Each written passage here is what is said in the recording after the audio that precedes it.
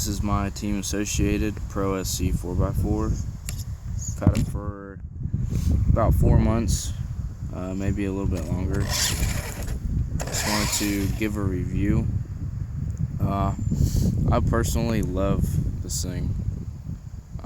This is my first RC truck, and it's probably, I mean, it might be a little bit biased because it's my first one, but I'm gonna get into it some more and test out the tracks and stuff. But I've drove this thing into the ground, literally. That jump right there, probably get like 8 feet of air off of it, and just straight into the ground, and it survives every single time. As far as durability is concerned, it's pretty durable. The day that I got it, I don't know what it's called exactly, but I'll show you.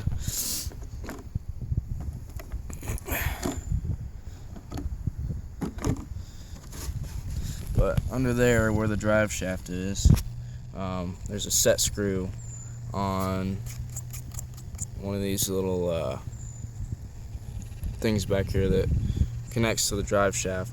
That was stripped out from the factory, so it was no good on the first day that I got it, which was pretty upsetting, and I had to wait a couple weeks to get parts because Team Associated does not stock very many parts for these. I also found out that some of the parts are interchangeable with the ProLite 4x4, so that's kind of what I've been getting my parts off of, was pretty much eBay for the ProLite series. The old body, the one that came with it, is not very aerodynamic, so this is a J Concepts Manta body, which is way better. Flies way better, it gets less air underneath it, and comes with that little wing, and I cut a hole in the body right there so the air has a chance to escape out of there. So I'll pause this video real quick and throw the body back on it and do some jumps and show you guys. Okay, I'm back. I misplaced one of my body clips when I put it in the grass, but excuse the driving, this is one-handed.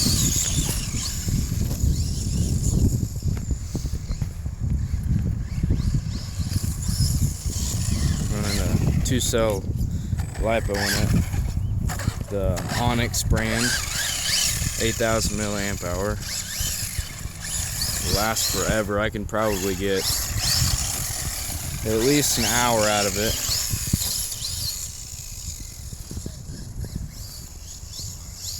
Which I've heard, having more than a 5,000 milliamp hour battery actually depletes the purpose of having one that's more than 5,000 milliamp hours, because I guess the weight of it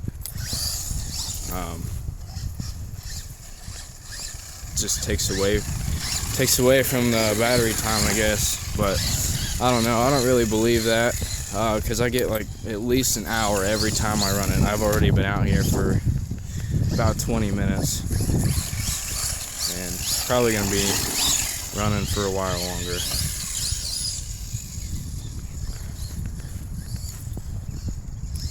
Let's see if I can get a decent shot of it jumping.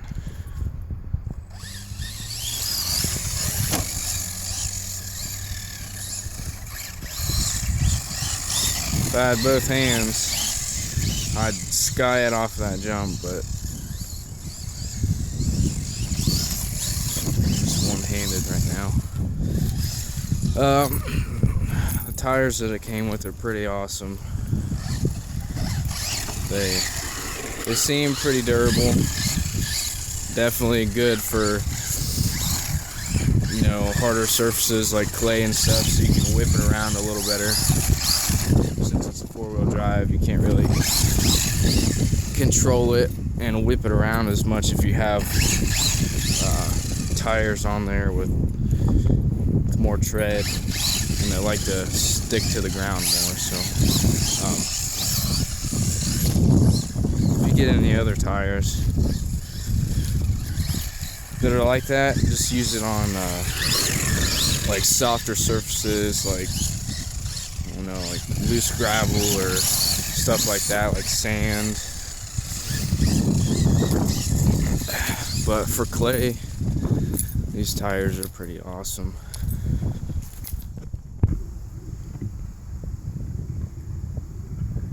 See if I can get an angle on this little jump right here. Don't know if that's gonna work, but we'll see.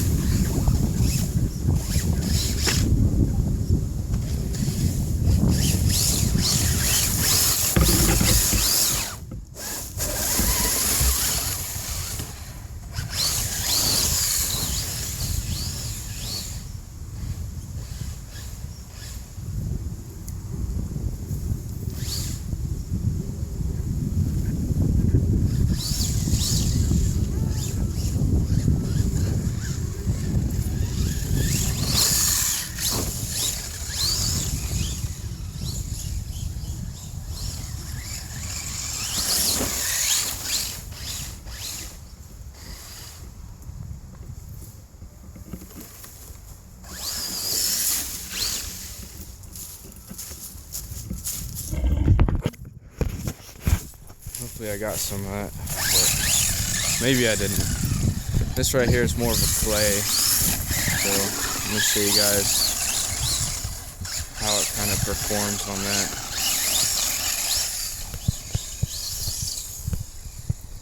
Just a little jump, I guess.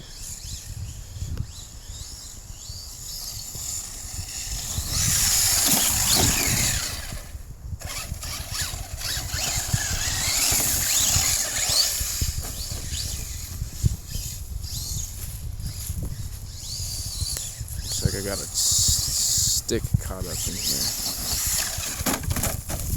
Yeah, there we go, that got it out.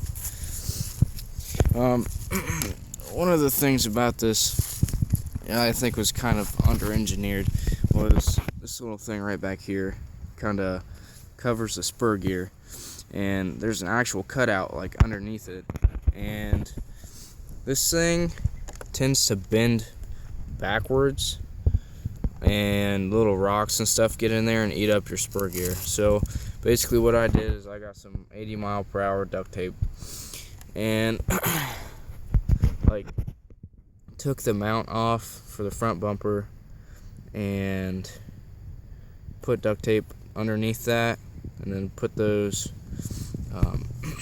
screws back in and kind of cut around it, and then taped it all the way back here, and then cut under here, and then I took the rear bumper mount off and taped underneath that. This is 2 layers of tape, by the way, and kind of wrapped it around here. So kind of have to jerry rig some stuff to get it to work the right way, but I mean, it just takes a little bit of engineering, I guess, which everything has its flaws, and the suspension on this thing is freaking awesome. 16 millimeter shocks, which is, I've heard, is like an 1/8 scale suspension.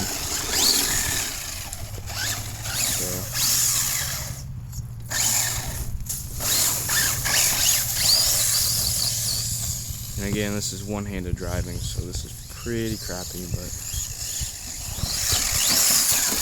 give you guys what I can. I mean, stuff like that.